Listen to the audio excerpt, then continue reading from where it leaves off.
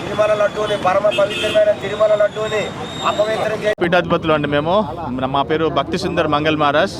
So మేము నారా లోకేష్ గారికి ఒక చిన్న వినతి ఇస్తున్నాము.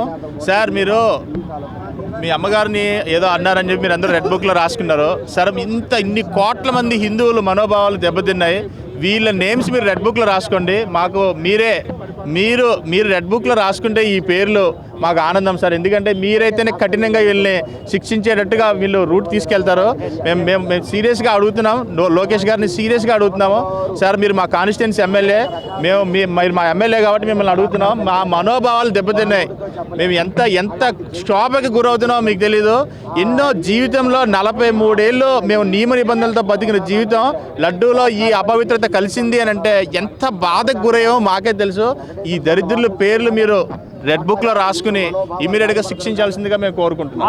మా పేరు రఘోత్తమాచార్యులు, శ్రీజ్ఞానపీఠం యొక్క వ్యవస్థాపకులుగా దేశమంతా కూడా ధార్మిక ప్రచారం చేసే అదృష్టము ఆ భగవంతుడు కల్పించడము.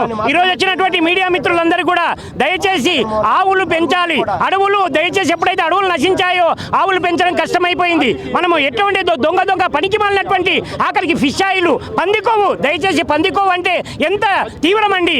మీకు ఎంత బుద్ధి లేదు. దయచేసి నాశనం అవుతారు. ఇంతకు ముందే 7 కొండల్ని 3 కొండలు చేస్తున్నటువంటి ఒక వ్యక్తి ఎక్కడున్నాడు ఆలోచించండి. అదేవిధంగా మరి దేవుని నైవేద్యాన్ని మలినం చేసినటువంటి వ్యక్తి ఎక్కడున్నాడు? ప్రజల యొక్క యోగక్షేమాలు, భక్తుల యొక్క యోగక్షేమాలు చూడాలని చెప్పి ప్రతి ఒక్కరికి మేము ప్రత్యేకంగా ఆహ్వానం పలుకుతున్నాము. మేము స్వామీజీలో ధర్మబద్ధమైనటువంటి పోరాటం చేసే వైపు ఉన్నాం, కానీ దయచేసి అధర్మబద్ధం వైపు ప్రజల లోపల అశాంతి రేగితే మరి శాంతి అనేటటువంటిది ఎక్కడ పోతుంది? అప్పుడు పోలీసు వ్యవస్థ కానీ, ఎమ్మెల్యేలు కానీ, రాజకీయ నాయకులు కానీ ఏం చేస్తారు చెప్పండి? ప్రజల లోపల శాంతిని రెచ్చగొట్టకండి.